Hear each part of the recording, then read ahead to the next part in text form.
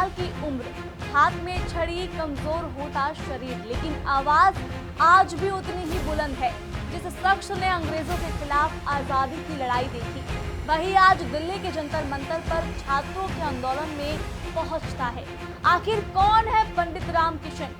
क्या है उनका इतिहास? क्यों 100 साल की उम्र में भी सड़क पर उतर रहे हैं और उनके इस कदम का क्या मतलब निकाला जा रहा है? आइए समझते हैं इस पूरी कहानी को मेरे साथ। देखिए, दिल्ली का जंतर मंतर, जहां पिछले कई दशकों से देश के बड़े बड़े आंदोलन होते रहे हैं। कभी अन्ना हजारे का भ्रष्टाचार विरोधी आंदोलन, तो कभी किसानों की आवाज, कभी पहलवानों का धरना और अब परीक्षा प्रणाली में कथित अनियमितताओं और शिक्षा व्यवस्था में जवाबदेही की मांग को लेकर चल रहा बीजेपी का प्रदर्शन। ये प्रदर्शन 20 जून से जारी है, जिसमें प्रदर्शनकारी केंद्रीय शिक्षा मंत्री के इस्तीफे, परीक्षा सुधार और पारदर्शिता की मांग हो रही है।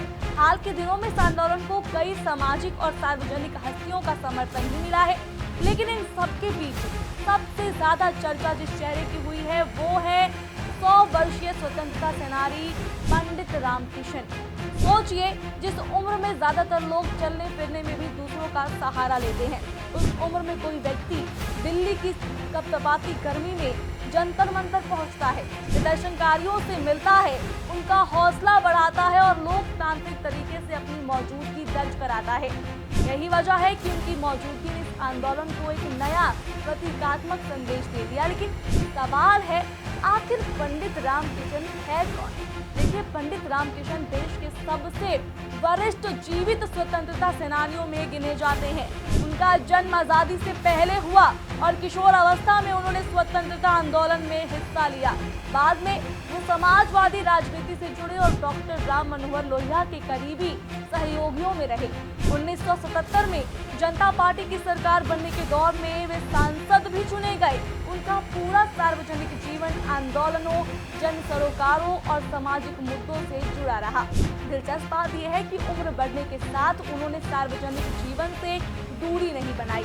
चाहे किसानों के मुद्दे हो, पानी का संकट हो या आम लोगों के अधिकार, पंडित रामकिशन लगातार धरनों और जन आंदोलनों में दिखाई देते रहे। कुछ महीने पहले भी वो राजस्थान में पानी के मुद्दे पर धरने में बैठे थे।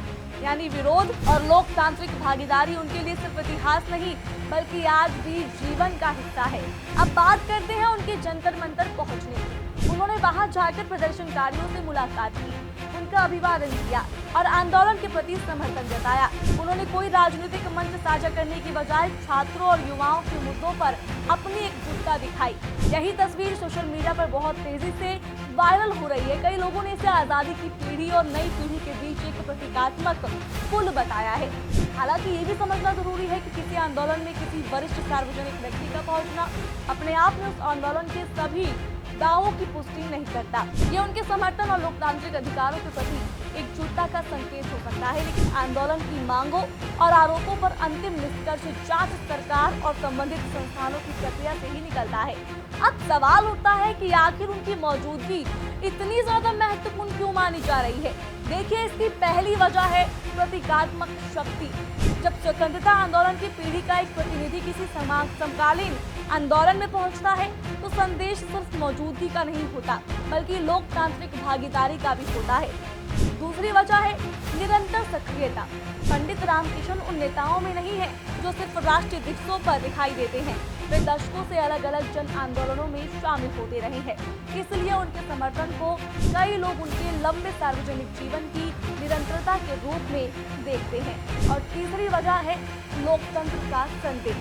भारत का लोकतंत्र सिर्फ चुनावों तक सीमित नहीं है। संविधान शांतिपूर्ण विरोध का भी अधिकार देता है। जंतर मंतर पिछले 3 दशकों में इसी लोकतांत्रिक परंपरा का प्रमुख केंद्र बन चुका है। अन्ना आंदोलन से लेकर निर्भया आंदोलन, 1 रैंक 1 पेंशन, किसानों के प्रदर्शन और कई छात्र आंदोलन तक ये जगह लोकतांत्रिक असहमति की पहचान रही है। अब यह आंदोलन कितना आगे जाएगा, इसकी मांगे कितनी पूरी होंगी या नहीं होंगी, ये तो आने वाला समय बताएगा। लेकिन एक तस्वीर ने पूरे आंदोलन को एक नई पहचान जरूर दी है।